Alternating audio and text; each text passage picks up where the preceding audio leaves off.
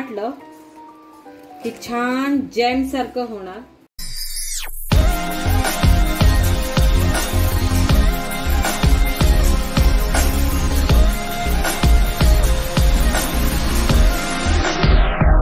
नमस्कार मंडळी, कसे आहात? मजेत ना? मी सौ तृप्ती सगुन माणगावकर मनभर रेसिपी मध्ये तुमचं स्वागत करते। आणि ही आहेत बेलफळ। बेलफळ म्हणतात ह्याला, संस्कृत मध्ये ह्याला श्रीफळ म्हणतात। बेलफळ म्हणजे बेलाचं फळ। आता आपण ह्या फळांचा मुरंबा करणार आहोत। हे फळ एवढं बहुगुणी आहे की सगळ्या रोगांवरती रामबाण उपाय आहे। म्हणजे तुमचं सौंदर्य वाढवायचं असेल तरी हे बेलफळ उपयोगी आहे, पोटाचे विकार असतील तरी हे बेलफळ उपयोगी आहे। तर आता हे बेलफळ आपण फोडायचं कसं ते बघूया। बेलफळाचं हे जे कवच असतं हे कडक असतं, ते पिकल्यानंतर असं सोनेरी कलर, पिवळा कलर असा येतो। आता आपण हे फोडूया। हे बघा, हे बघा, हे बघा, असं ह्या बेलफळामध्ये हा गर असतो। ह्या गराचा सुगंध ना एकदम चंदनाचा सुगंध येतो ना, तसा येतो। आता ही आपण सगळीच बेलफळं फोडून घेऊया। हे बघा, ही आता आपली सगळी बेलफळं फोडून झालेत। आता आपण त्याचा गर काढून घेऊया। ह्यामध्ये बिया असतात, त्या बिया काढून घ्यायच्यात, पण आधी आपण हे पूर्ण असं काढून घेणार आहोत। बघा, हा किती गर आहे तो असा पूर्ण काढून घ्यायचा। आता मी सगळ्या बेलफळांचा गर काढून घेते। हा बघा, हा पूर्ण गर काढून घेतलाय। आता हा आपण गर आहे म्हणजे ह्या ज्या याच्यामध्ये बिया आहेत त्या जरा असं आपण मोडून घेऊया। आणि ह्या मोडून झाल्यानंतर चाळणीवरती चाळून घ्यायचंय, कारण ह्याच्यातल्या आपल्याला बिया काढून घ्यायच्या। हे जे बेलफळाचा हा गर आपल्याला एवढा मिळालेला आहे। आपण हा छान चाळणीवरती गाळला होता आणि ह्या त्याच्या बिया आहेत। आता आपण पहिला करणार आहोत, हा जो गर आहे त्याचा आपण बनवणार आहोत मुरंबा। तर आपण मुरंबा बनवणार आहोत, तर त्याच्यासाठी काय काय लागणार आहे ते आता तुम्हाला सांगते। हा आहे बेलफळाचा गर, हा 860 बेलफळाचा गर मला मिळालेला आहे, 860 ग्रॅम। आणि तेवढ्याच वजनाची मी खडीसाखर घेतलेली आहे, कारण हे औषधी गुणधर्म आहे। हे पोटासाठी छान असतं, त्यामुळे आपली साधी साखर न वापरता मी खडीसाखर वापरलेली आहे। तर ही पण आहे 860 ग्रॅम। आता आपण ही साखर एका पातेल्यात घेऊन ती विरघळून घेऊया। आता ह्यासाठी पातेलं पण आपण हे पितळेचं वापरणार आहोत।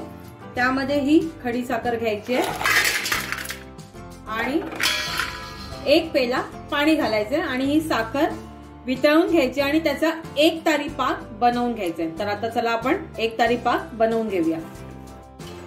मी यामध्ये एक लहान पेला पाणी घातलेलं आहे, कारण आपल्याला साखर बुडेल इतपत पाणी घालायचं असतं, पण ही अख्खी खडीसाखर असते म्हणजे पतरी खडीसाखर असल्यामुळे मी एक पेला, जे त्याचा जो खालचा तळ होता तो बुडण्या इतपतच पाणी घातलं। तसंच आपल्याला घसा जर आपला दुखत असेल किंवा घशाचं इन्फेक्शन झालं असेल तेव्हा पण आपण ही पतरी खडीसाखर खाल्ली तरी त्याच्यावर फायदा येतो। परत किडनी स्टोन झाला असेल तरी ही पतरी साखर खाऊ शकता, त्याच्यावरती हा फायदेशीर आहे। त्याचे एवढे खडीसाखराचे एवढे फायदे आहेत की ज्यांना श्वसनाचाही त्रास आहे त्यांनी पण खडीसाखर खायची आहे। तसंच मूळ व्याधीवर पण चांगला आहे। आणि जर ज्यांना कोणाला जुलाब लागले असतील त्यांनी खडीसाखर खायची आहे। खडीसाखरेने जुलाब आपले त्वरित थांबले जातात। अशी ही गुणकारी आपण खडीसाखर आपला जो बेलफळ आहे त्याच्यामध्ये आपण वापरणार आहोत। म्हणजे आपण बेलफळ घालून ह्यामध्ये आपण मुरंबा बनवणार आहोत। हे बघा, की पूर्ण खडीसाखर आपली वितळली आहे। आता ह्याचे क्रिस्टलाइज व्हायला नको म्हणून हे बघा, इथे साईडला बघा असं क्रिस्टलाइज होत आहे, ते झाले नाही पाहिजेत म्हणून आपण ह्याच्यामध्ये एक चिमटी, हे बघा ही एक चिमटी सॅट्रिक ऍसिड किंवा लिंबूचं फूल असंही त्याला म्हटलं जातं ते घालायचंय। आणि ते जर तुमच्याकडे नसेल तर तुम्ही ह्यामध्ये एक चमचा लिंबाचा रस घालायचा आहे। गॅस बंद करून 1 चमचा लिंबाचा रस घालायचा आहे आणि तो एकत्र करायचा आहे आणि मग परत गॅस लावायचा आहे. खडीसाखरेचे एवढे फायदे आहेत की जुनाट खोकला जो असतो आपला त्याच्यावरही ही खूप काम करते. तसंच आपलं हिमोग्लोबिन वाढवते, तसंच पचन संस्था सुधारते. त्याबरोबर गरमीमध्ये बघा बहुतेक जणांना नाकातनं रक्त येतं, त्याच्यावरतीही काम करते. परत वंध्यत्व असतं त्याच्यावरतीही उपयोगी असते. परत दृष्टी आपली सुधारते. तोंडात जे इन्फेक्शन होतं त्याच्यावरतीही खडीसाखर 1 नंबर फायदेशीर ठरते. कारण जर तोंडात इन्फेक्शन झालं तर तिखट खाऊ शकत नाही आपण. गोड मग आपली जी रेग्युलर साखर असते ती खातो, ती न खाता आपण ही पत्री खडीसाखर खायची, तोंडात धरून ठेवायचे. त्याच्यानेही आपल्या तोंडातले जे इन्फेक्शन झालंय त्याच्यावरही काम करते. आणि जी आपली मेन जी बारीक साखर असते त्यापेक्षा ही पत्री खडीसाखर गोडीला थोडी कमी असते आणि त्यामुळे आपल्या मध्ये कोलेस्ट्रॉल किंवा डायबिटीस लोकांनाही चालून जाते. तसंच आपल्याला जर खूप गरम झालंय किंवा आपण खूप थकलो आहे तर जेव्हा आपण लिंबू सरबत वगैरे घेऊ तेव्हा त्याच्यामध्ये जर पत्री खडीसाखर घातली तर आपल्याला त्वरित फ्रेश वाटतं एकदम. हा बघा, हा आपला 1 तारीपा तयार झालेला आहे. आता आपण यामध्ये आपलं बेलफळाचा गर घालून घेऊया. हे बघा, आता आपण हा आपला बेलफळाचा जो गर आहे तो आता आपण ह्यात घालून घ्यायचा.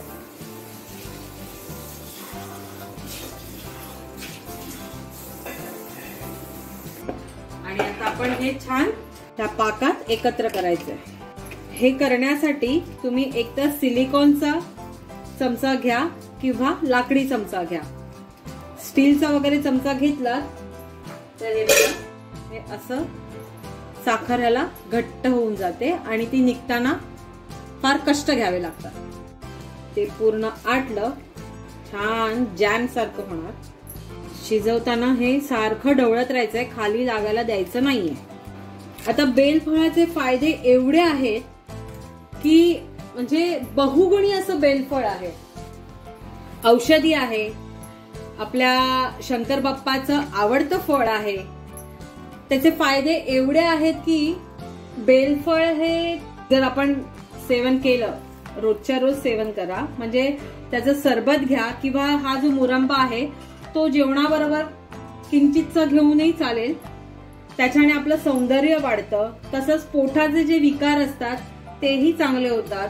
कारण बेलफळ हे अतिशय थंड फळ आहे आणि ते गुणकारी आहे. तसंच बेलफळाचे हा आता बेलफळाचा असा सुगंध सुटलाय ना, म्हणजे असं मंद सुगंध, असं चंदन असतं ना तसं चंदनाचा सुगंध येतोय. आणि ह्या बेलफळाचा सरबत घ्या किंवा तुम्ही मुरंबा घ्या, त्याच्याने तुमचं कोलेस्ट्रॉल कमी होतं बेलफळाच्या ह्याने. परत हृदयावर पण उपयोगी आहे. तसंच डिहायड्रेशन झालं असेल त्याच्यावरती उपयोगी आहे. परत तोंड आलं असेल तरी उपयोगी आहे. आणि हे आपलं बेलफळ रक्त शुद्ध करतं, एवढं गुणकारी आहे. आणि आपण ह्या बेलफळामध्ये आपली साधी साखर न वापरता आपण खडी साखर वापरली. आणि हा बघा, आता हा आपला बेलफळाचा मुरंबा तयार झालेला आहे. हा आता तुम्हाला पातळ दिसत असेल पण हा थंड झाल्यानंतर घट्ट होणार आहे. आणि हा तयार कसा झाला हे समजायचं असेल तर ह्याचा एक सुगंध येतो. म्हणजे असं शिजल्यावरती बेलफळ शिजले की नाही हे सुगंधावरनं कळतं. त्याचा एक सुगंध येतो, असं चंदनासारखा तयार झालेला आहे. हा आता तुम्हाला पातळ दिसत असेल पण हा थंड झाल्यानंतर घट्ट होणार आहे. आणि हा तयार कसा झाला हे समजायचं असेल तर ह्याचा एक सुगंध येतो. म्हणजे असं शिजल्यावरती बेलफळ शिजले की नाही हे सुगंधावरनं कळतं. आणि ह्याचा रंगही बदलतो. आता ह्याचा रंगही बदललाय आणि हे छान शिजलंय आणि पूर्ण तयार झालं. आता मी गॅस बंद करते आणि हे पूर्ण थंड झाल्यानंतरच आपण काचेच्या बरणीमध्ये भरणार आहोत. थोडंसं हलवत राहायचंय कारण आपलं भांड गरम आहे, ते खाली लागू नये म्हणून थोडं हलवत राहायचंय. आणि हा बघा, आपला बेलफळाचा मुरंबा तयार झालेला आहे. आता हा आपण स्वच्छ केलेल्या काचेच्या बरणीमध्ये स्वच्छ धुवून सुकवून कडक उन्हात सुकवून काचेच्या बरणीमध्ये आपण भरून ठेवणार आहोत. आणि मग हा आपण वर्षभरही खाऊ शकतो, पण हा थोडा थोडाच खायचा आहे, औषधी म्हणून. आणि हा आपला बहुगुणी असा बेलफळाचा मुरंबा तयार झालेला आहे. लाईक करा, शेअर करा, सबस्क्राईब करा आणि बेल आयकॉन बटन दाबायला विसरू नका. धन्यवाद. काळजी घ्या.